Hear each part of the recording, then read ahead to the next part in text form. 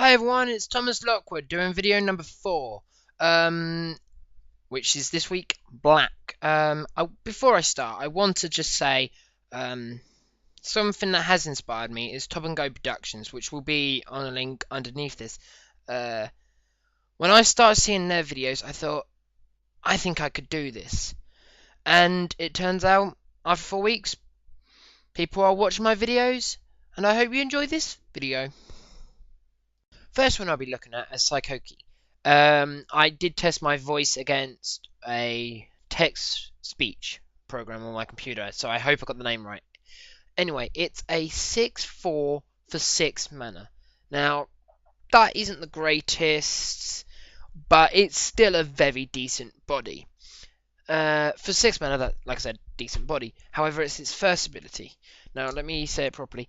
Whenever you cast a spirit or an arcane spell, target opponent exiles a card from their hand. That is what it's been errated to.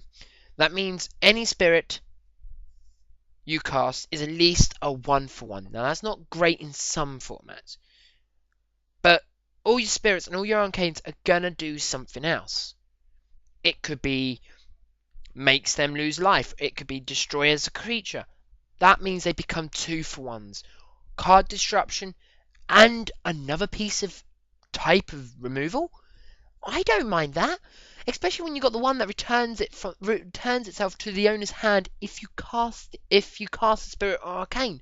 Return that to your hand, then cast it again, and that has the ability when it enters the battlefield to make them discard a card. That is awesome. You make them discard a card, and they exile at least 2 cards because you've cast the spirit and you've cast the thing, and you can do it to other players, so you don't have to hate on one or another person.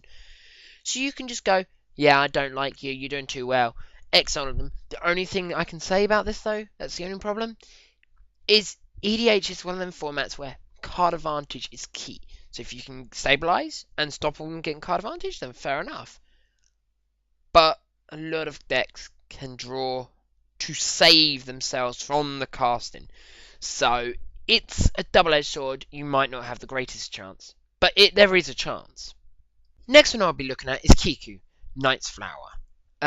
Now she is a 1/1 for double black. Now in a mono black deck, that's not a problem.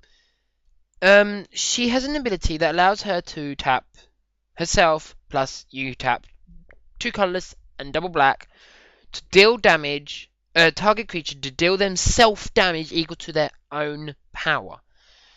To its power. So that means if a creature with Death Touch deals its self-damage, it will kill itself.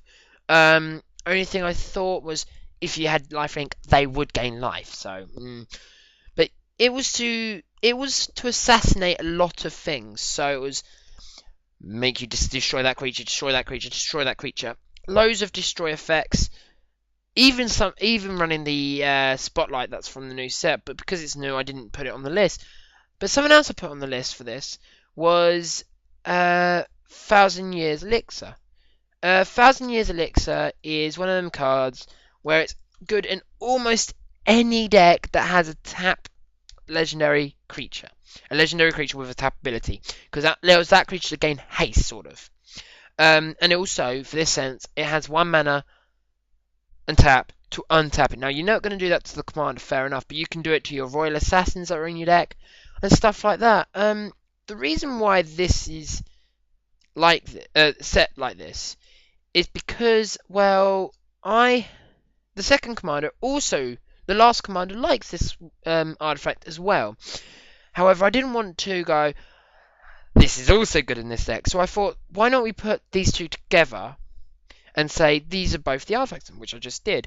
So yeah, so this artifact, even though it works for this deck, it also works for the next deck, which is Shuku Endbringer.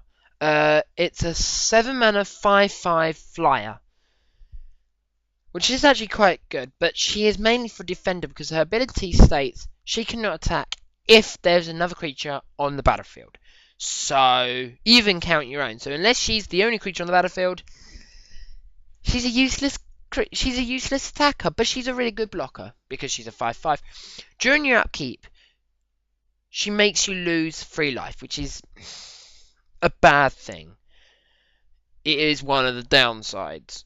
I am rare to say that, and you most probably never catch me saying that ever again in any other video. But if you do, fair enough. But her last ability is tap, exile target creature, and put a +1/+1 counter on it. That is awesome.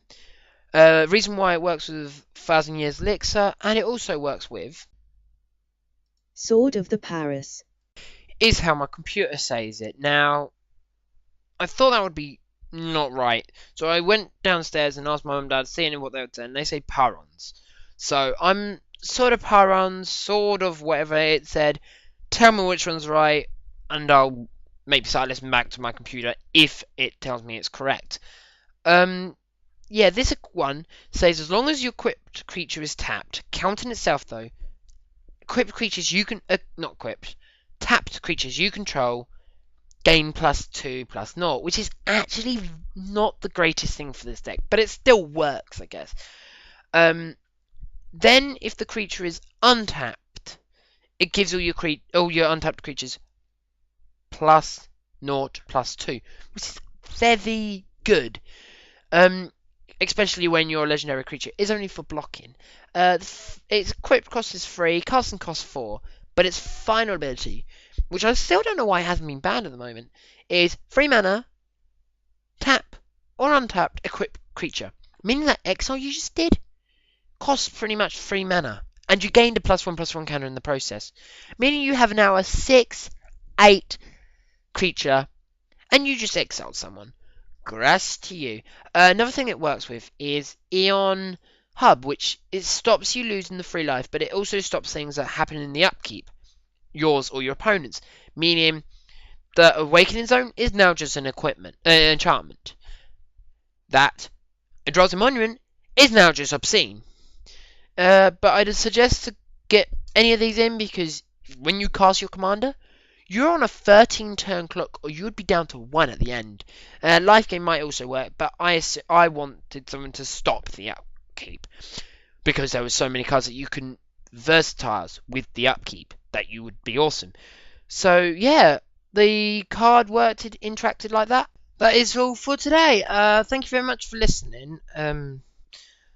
I will be making a 5th video, which would be white. I've made a Facebook group, so if you want to join that, it's in the blurb underneath. One more thing I would like to say.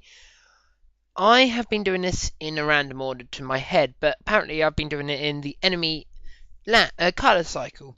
Now, some of the people I've spoke to about this, they said, haha, no you're not, you're lying. So I made a YouTube video about it, so that will be put up on tomorrow. So if you want to see actually how I worked out the numbers, then they will be there.